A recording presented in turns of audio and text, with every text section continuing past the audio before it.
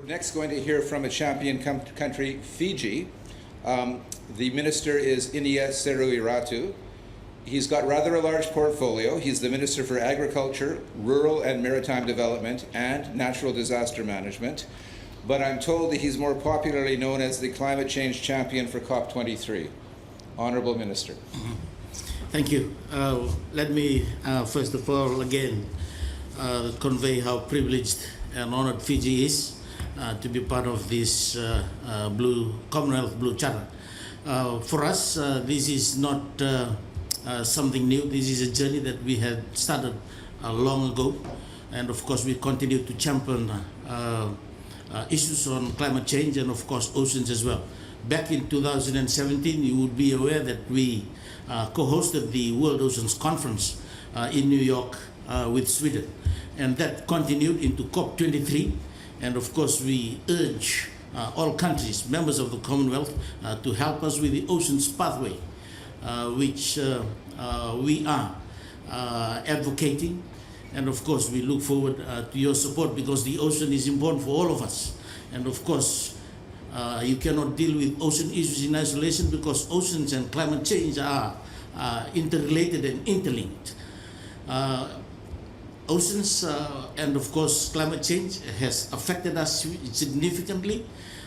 As an island state from the Pacific, we know how vulnerable we are and how much climate change has affected us, particularly in what we call climate-induced disasters.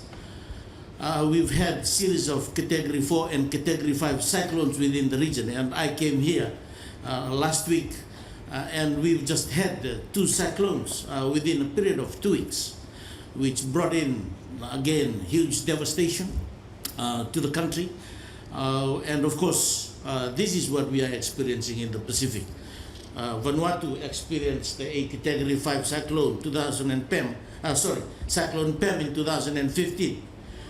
Fiji in 2016, another Category 5 cyclone, Cyclone Winston.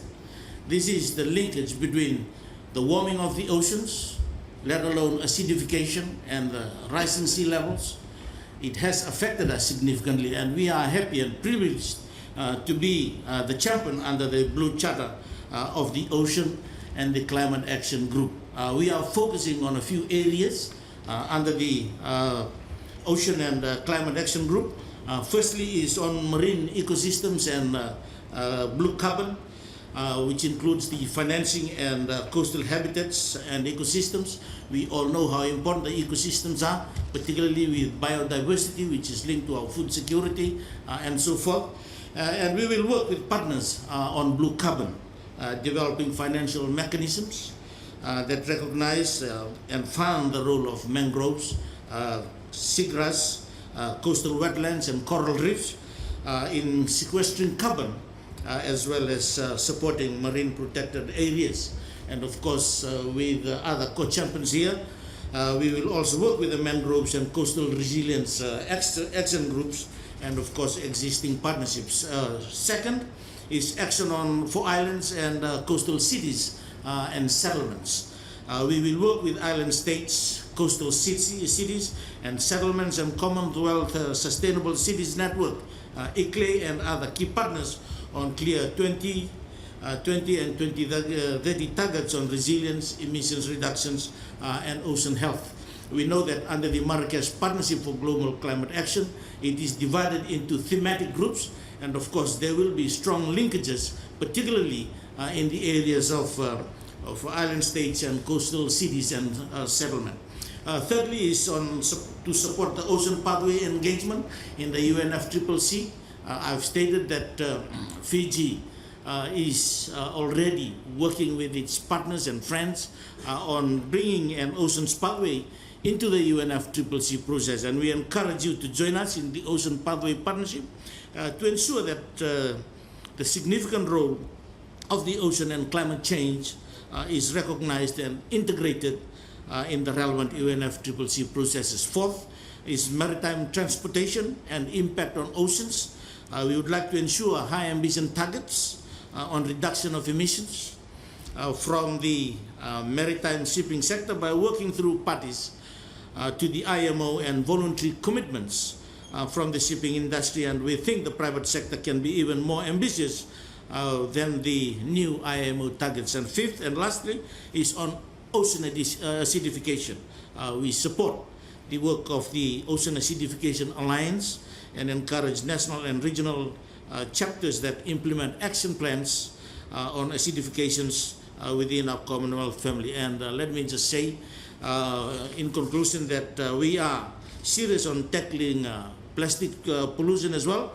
And of course, the Honourable Minister for Vanuatu has stated it. And again, I wish to reconfirm that we will, of our willingness to work with Vanuatu and the United Kingdom to join the Clean Ocean Alliance Action Group for plastics. Thank you. I'm told the ministers have an evening engagement. They've got to be gone by 6:30 or the schedule is in trouble. But we do have 15 minutes for questions. Please wait for the microphone to come to you after I acknowledge you. Let us know who you are and what your media outlet is, and then let's have your question. At the front.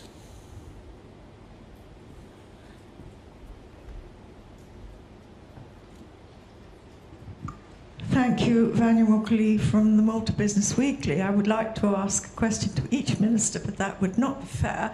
So I have one for the minister from Fiji. Do you think that the climate change aspects of ocean management are being sufficiently addressed in the Talanoa dialogue?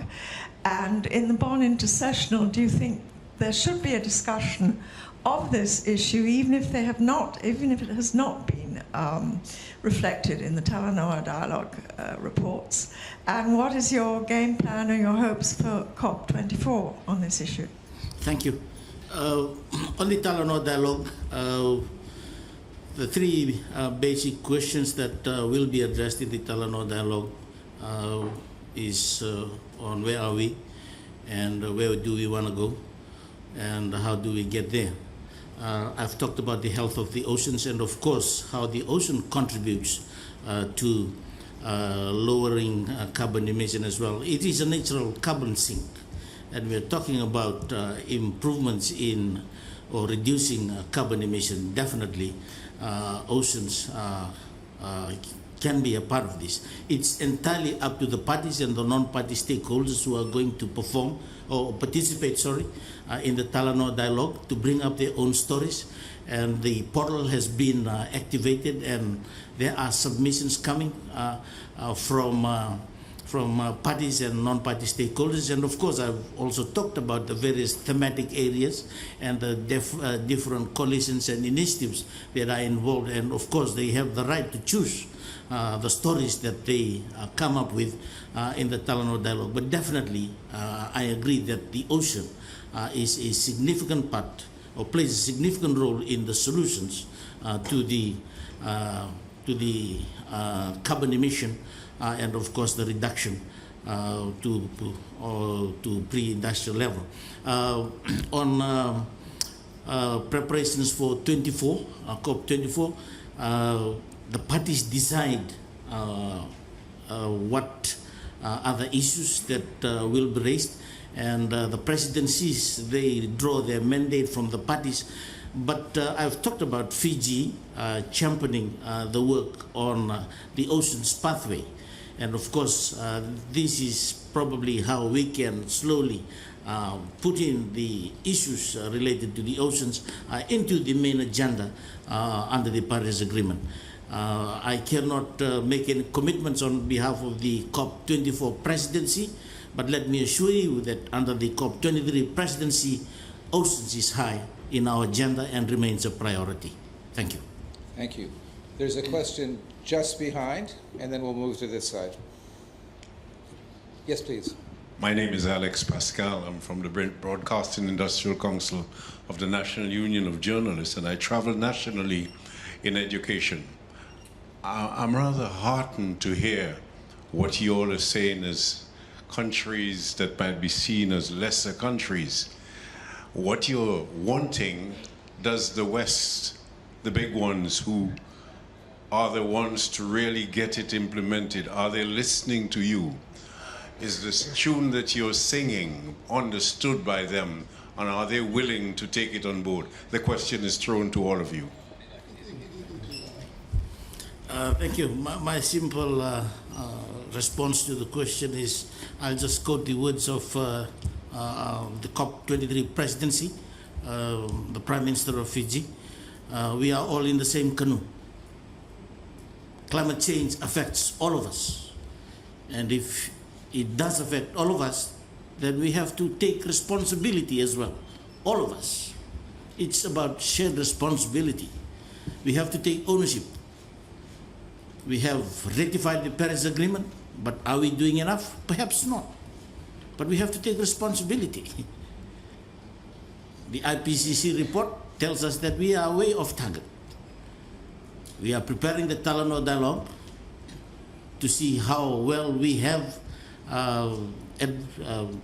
progressed with our commitments in terms of our NDCs. But I think the bottom line is it's a shared responsibility and we have to take ownership.